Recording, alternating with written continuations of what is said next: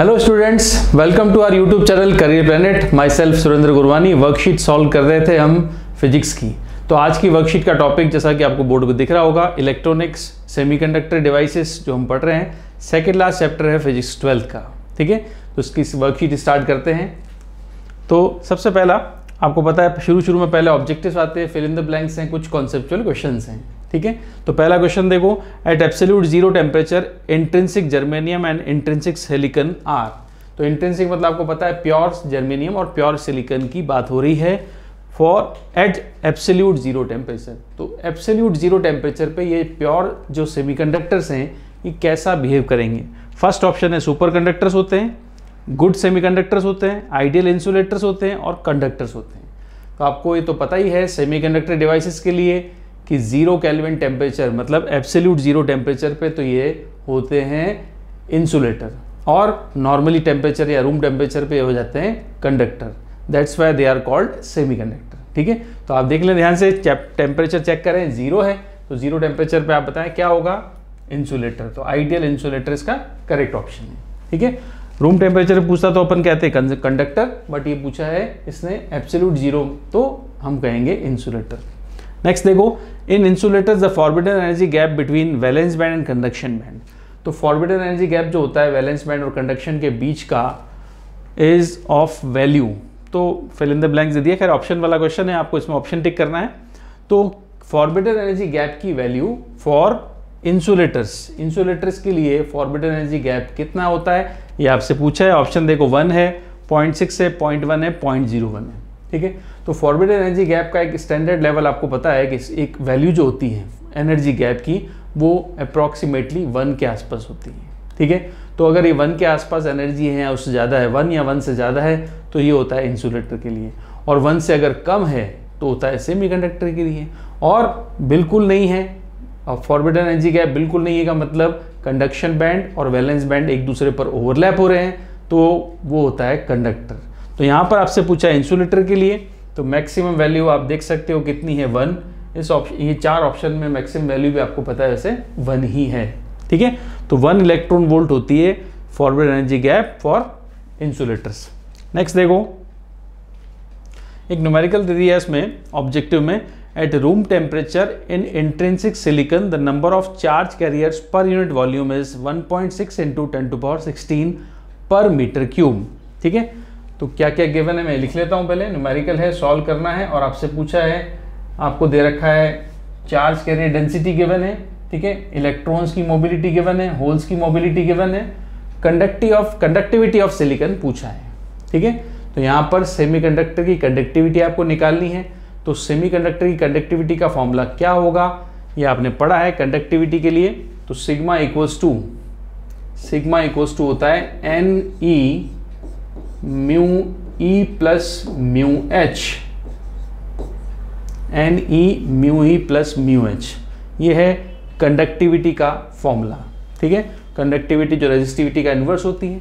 अब सबसे पहले आपको इसमें दे रखा है charge carrier density. Charge carrier density होती है N, तो कैरियर पर यूनिट वॉल्यूम को या चार्ज कैरियर डेंसिटी को, ये वैल्यू है 1.6 × 10⁻16 पर मीटर क्यूब, ये वैल्यू गिवन है आपको। ठीक है, फिर आपको म्यू E की वैल्यू गिवन है, म्यू H की वैल्यू गिवन है, तो ये वैल्यूज गिवन है। E की वैल्यू आपको पता है, E क्या होता है, इलेक्ट्रॉनिक चार्ज होता है। तो सिग्मा की वैल्यू हम निकाल लेते हैं, फॉर्मूला लगाएंगे NE mu E plus mu H। ठीक है, तो हम लगा रहे हैं, देखो फॉर्मूला, N की वैल्यू कितनी है, N की वैल्यू है 1.6 × 10⁻16, E है 1.6 × 10⁻−19, ये तो E की वैल्यू है आपको पता है। देन ब्रैकेट में mu E plus mu H लिखना है। तो म्यू E की वैल्यू कितनी है, इलेक्ट्रॉन की मोबिलिटी गिवन है 0.0150 प्लस 0.05। ठीक है, 0.0 नहीं है, 0.150 है, 0.150। ठीक है, अब आप देखो सिग्मा की वैल्यू निकालनी है। तो सबसे पहले देखो 1.6 है, 1.6, एक और 1.6 है, 2 1.6 है, 16 और 19 कैंसिल कर दो, तो यहाँ पर बचेगा 10⁻³ फिर ये 0.15 और 0.05 ऐड कर दो तो ये होगा 0.20। ठीक है, इनको मल्टीप्लाई करें, 1.6 को 0.20 से मल्टीप्लाई करेंगे तो सिग्मा की वैल्यू इन तीनों को मल्टीप्लाई करने में मिलता है 0.512 इंटू 10⁻⁻3। ठीक है, तो ये वैल्यू हमें मिल गई। अब ऑप्शन में देखें ध्यान से, तो 0.512 इंटू 10⁻⁻3 तो नहीं है, हमारे पास है वैल्यू 5.12 इंटू 10⁻⁻4। 5.12 इंटू 10⁻⁻4 वैल्यू है, तो करेक्ट ऑप्शन होगा इसका 5.12 इंटू 10⁻⁻4। 5.12 इंटू 10⁻⁻4। ठीक है, तो ये वैल्यू है थी 1.6 इंटू 1.6 इंटू 0.20, ये आपने मिली इसमें वैल्यू। तो इस तरह से आपको आंसर मिला। एक बार चेक कर लेते हैं, 1.6 इंटू 1.6 इंटू 0.20, तो ये मिलती है 0.512 इंटू 10⁻⁻3। सही है, और करेक्ट ऑप्शन हो गया इसका 512 इंटू 10⁻⁴। राइट, तो इस तरह का न्यूमेरिकल था। कंडक्टिविटी के लिए आपसे पूछा था, कंडक्टिविटी कैलकुलेट की। कंडक्टिविटी का फॉर्मूला आपको याद होना चाहिए इसमें, NE mu e plus mu h. Clear. Next देखो अगला, in NPN transistor is used as an amplifier then. NPN transistor को आप एज एन एम्पलीफायर अगर आप यूज करते हो, then electrons move from base to collector, holes move from emitter to base, holes move from base to emitter, electrons move from emitter to base. तो ये आपको बताना है, आपने पढ़ा है ट्रांजिस्टर में 3 पार्ट होते हैं, पहला एमिटर, दूसरा बेस, तीसरा कलेक्टर। तो आपको बताना है कि कौन सा ट्रांजिस्टर NPN ट्रांजिस्टर है। मैं इस तरह से डायग्राम बनाता हूँ, देखो ये NPN ट्रांजिस्टर है। ठीक है, तो N क्या हुआ, एमिटर हुआ, N एमिटर हुआ, ये बेस और ये कलेक्टर। तो एमिटर किस टाइप का, N टाइप का। N टाइप में क्या होते हैं, मेजॉरिटी कैरियर्स इलेक्ट्रॉन्स। ठीक है, तो यहाँ पर इलेक्ट्रॉन्स मूव करेंगे, इलेक्ट्रॉन्स मूव करते हैं टुवर्ड्स बेस। तो electron move from emitter to base है, ना कि बेस टू कलेक्टर। ठीक है, तो electrons move from base to collector, holes move from emitter to base, emitter to base holes move कर रहे हैं, नहीं है, holes move from base to emitter. ठीक है, electrons move from emitter to base. तो करेक्ट ऑप्शन आपको दिख रहा है, electrons move from emitter to base, emitter to base. Electron N type से P टाइप में, मतलब एमिटर से बेस में जाएंगे। ठीक है, तो करेक्ट ऑप्शन है इसका electrons move from emitter to base. Clear. तो आपको पता है NPN और PNP 2 तरह के ट्रांजिस्टर होते हैं। पहला जो होता है वो होता है एमिटर, जो चार्ज कैरियर्स को एमिट करता है। ठीक है, चलें आ जाए अगला क्वेश्चन। देखो, the Boolean equation for a given circuit will be. Circuit आपको दिख रहा है, सर्किट में सबसे पहले यहाँ पर आपको दे दिया है एक नॉट गेट, फिर आपको दे दिया ये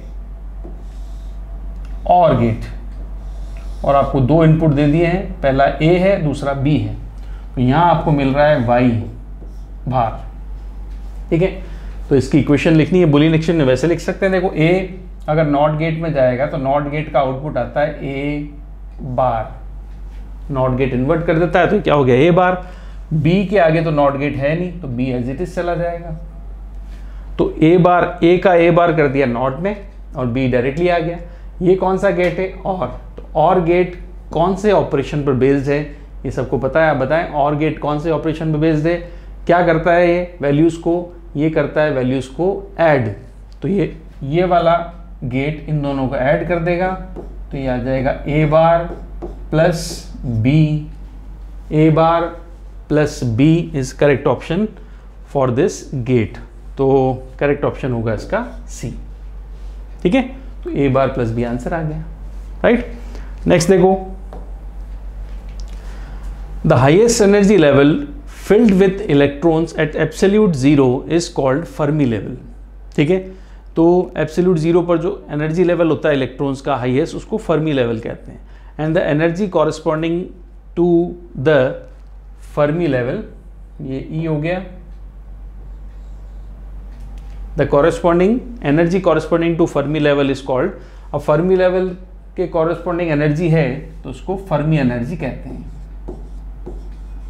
फर्मी एनर्जी। ठीक है। नेक्स्ट देखो, द वैकेंसी और absence of electron in the bond of a covalent bonded crystal is called. तो vacancy created by electron, vacancy कहो, एम्प्टी स्पेस कहो, अब इसमें लिखा है एब्सेंस कहो, तो इलेक्ट्रॉन के एब्सेंस को, इलेक्ट्रॉन के एम्प्टी स्पेस को, वैकेंसी क्रिएटेड बाय इलेक्ट्रॉन को हम क्या बोलते हैं, उसको कहते हैं होल। तो आपको पता है सेमीकंडक्टर में इलेक्ट्रॉन और होल दोनों कंडक्टिविटी के लिए इक्वली रेस्पॉन्सिबल होते हैं। ठीक है। नेक्स्ट देखो, the process of converting AC into DC is called. AC को DC में बदलने के प्रोसेस को हम क्या बोलते हैं? ध्यान रखें, यहाँ पे डिवाइस नहीं पूछा है, डिवाइस नहीं पूछा है कि ऐसा कौन सा डिवाइस है जो AC को DC में कन्वर्ट करता है, नहीं, यहाँ पे प्रोसेस का नाम पूछा है। ठीक है। तो AC को DC में कन्वर्ट करने वाला डिवाइस तो सबको पता है, AC को DC में कन्वर्ट करने वाला डिवाइस क्या होता है? वो होता है रेक्टिफायर। तो rectifier is a device which convert AC into DC, right. So AC को DC में कन्वर्ट करते हैं, उसको तो कहते हैं, उसको डिवाइस को तो कहते हैं रेक्टिफायर। तो प्रोसेस को क्या बोलेंगे? प्रोसेस को बोलेंगे rectification. Process is called rectification. Rectification process आप यूज करते हो for converting AC into DC। ठीक है। नेक्स्ट देखो, अगला, what is the direction of diffusion current in junction diode. तो जंक्शन डायोड जो होता है, junction diode, PN junction diode draw कर सकते हैं। देखो ये जंक्शन डायोड हो गया P2N। ठीक है। इसमें डिफ्यूजन करंट, डिफ्यूजन करंट मतलब जब इलेक्ट्रॉन होल डिफ्यूज होंगे तब फ्लो होने वाला करंट। ठीक है। तो P टाइप में आपको पता है क्या होते हैं? होल्स। N टाइप में क्या होते हैं? इलेक्ट्रॉन्स। तो जंक्शन पे क्या होते हैं? इलेक्ट्रॉन्स होल डिफ्यूज होते हैं। ठीक है। तो इलेक्ट्रॉन का मूवमेंट तो होगा N2P। तो इलेक्ट्रॉन का मूवमेंट अगर N2P है तो करंट की डायरेक्शन क्या होती है? P2N। ठीक है। यहाँ होल्स का मूवमेंट कह सकते हैं, होल्स का मूवमेंट क्या होगा? P2N।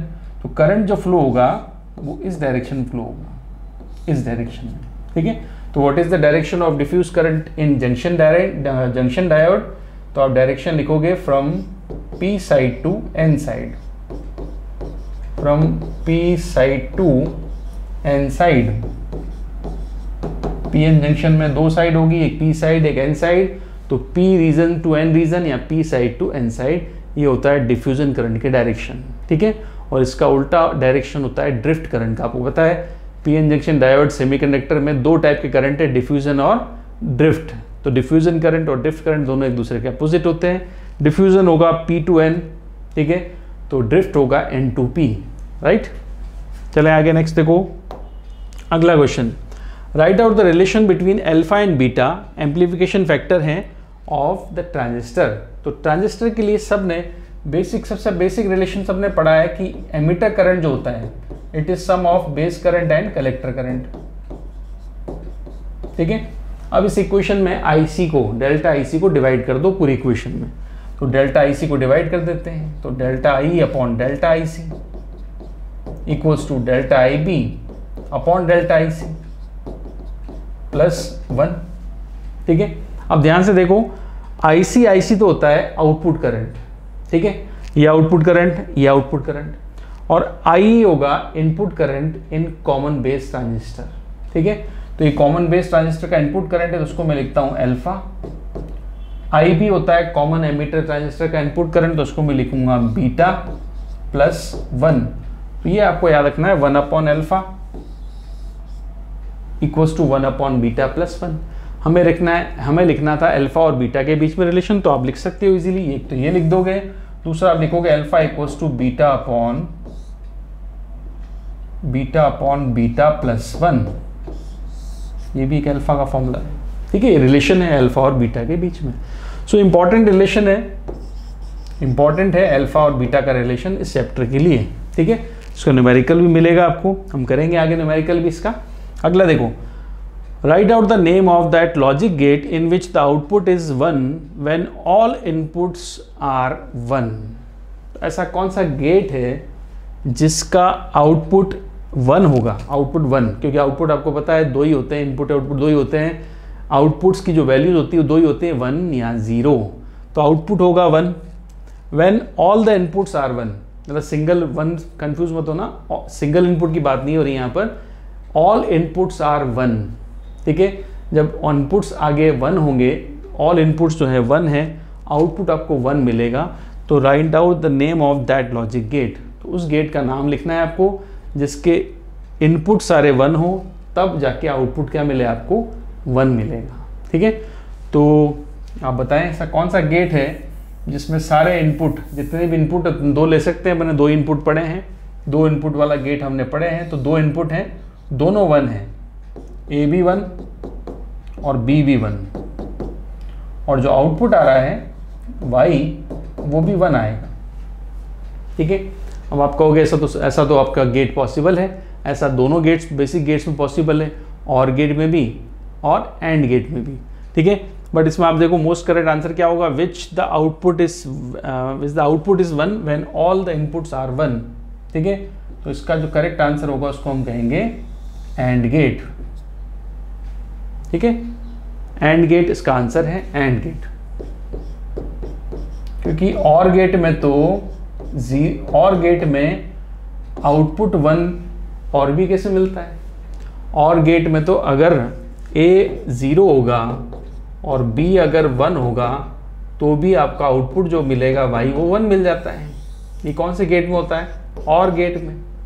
बट इसने कहा कि व्हेन ऑल इनपुट्स आर 1 तभी आपको क्या मिलेगा 1, तो ऐसा तो एंड गेट में होता है। ठीक है, तो इस गेट का नाम लिखना था, तो नाम हमने लिख दिया है, क्या होगा नाम, एंड गेट। ठीक है, तो और गेट क्यों नहीं होगा आपको समझ में आया, और गेट में अगर ए 0 भी होगा तो भी आउटपुट आपको 1 मिल जाता है, बट यहाँ पर एंड गेट में जब दोनों 1 होंगे तभी आपको आउटपुट 1 मिलेगा। ठीक है, अगला देखो, to use the transistor as an amplifier which junction is reverse biased. जब आप ट्रांजिस्टर को एम्पलीफायर की तरह यूज करते हो तो सर कौन सा जंक्शन रिवर्स बायस रखना होता है। ये भी आपने सबने पढ़ा, ये एमीटर है, ये बेस है और ये कलेक्टर है। ठीक है, तो एमीटर बेस जंक्शन तो रखते हैं हम फॉरवर्ड बायस में। ठीक है, और जो बेस कलेक्टर जंक्शन होता है इसको हम रखते हैं रिवर्स बायस में, इसको रखते हैं रिवर्स बायस में। ठीक है, फर्स्ट जंक्शन रखा जाता है फॉरवर्ड में और नेक्स्ट जंक्शन रखा जाता है रिवर्स में। ठीक है, ये ट्रांजिस्टर का एक्टिव मोड होता है, इस मोड में ट्रांजिस्टर एक्टिवली वर्क करता है, जो उसका एक्चुअल वर्क है वो इसी मोड में कर पाता है। तो आपको बोला to use the transistor as an amplifier which junction is reverse biased, तो आप बताओ कौन सा जंक्शन रिवर्स बायस्ड है। ठीक है, यूँ तो नहीं कहोगे सेकेंड वाला, इसका नाम क्या है, इस जंक्शन का नाम क्या है, नाम इसको क्या बोलते हैं हम, इसको बोलते हैं base collector junction, base collector junction. ठीक है, यहाँ इसको कलेक्टर बेस जंक्शन भी कह सकते हो। 2 तरह के जंक्शन होते हैं, आपने पढ़ा है इसमें 2 तरह के जंक्शन होंगे। फर्स्ट जंक्शन जो होगा ये वाला, इसको बोलते हैं ईबी जंक्शन, ईबी जंक्शन। ठीक है, और सेकेंड वाला जो जंक्शन होता है इसको कहते हैं सीबी जंक्शन। सीबी जंक्शन मतलब कलेक्टर बेस जंक्शन। ठीक है, तो मोस्टली आप ज़्यादा करेक्ट आप लिखना चाहो तो इसको लिख सकते हैं collector base junction. CB junction का मतलब क्या होगा, collector base junction, collector base junction. Base दोनों में कॉमन है, एमीटर बेस, बेस इसमें भी कॉमन है, बेस इसमें भी कॉमन है, तो एमीटर बेस और कलेक्टर बेस जंक्शन कह सकते हैं। ठीक है, राइट। तो ये है सीबी जंक्शन जो आपका रिवर्स बायस में होता है ट्रांजिस्टर के एक्टिव मोड के लिए। ठीक, तो ये छोटे छोटे क्वेश्चन, छोटे छोटे कॉन्सेप्ट आपको ट्रांजिस्टर, डायोड और इसके सेमीकंडक्टर वाले चैप्टर में पता होना चाहिए, याद होना चाहिए। ठीक है, तो ये एक इंपॉर्टेंट चैप्टर था, इंपॉर्टेंट चैप्टर की वर्कशीट हम सॉल्व कर रहे हैं। तो आज का पहला पार्ट था, पहली वर्कशीट थी। मिलते हैं नेक्स्ट वर्कशीट में, नेक्स्ट वीडियो में। Till then, good bye.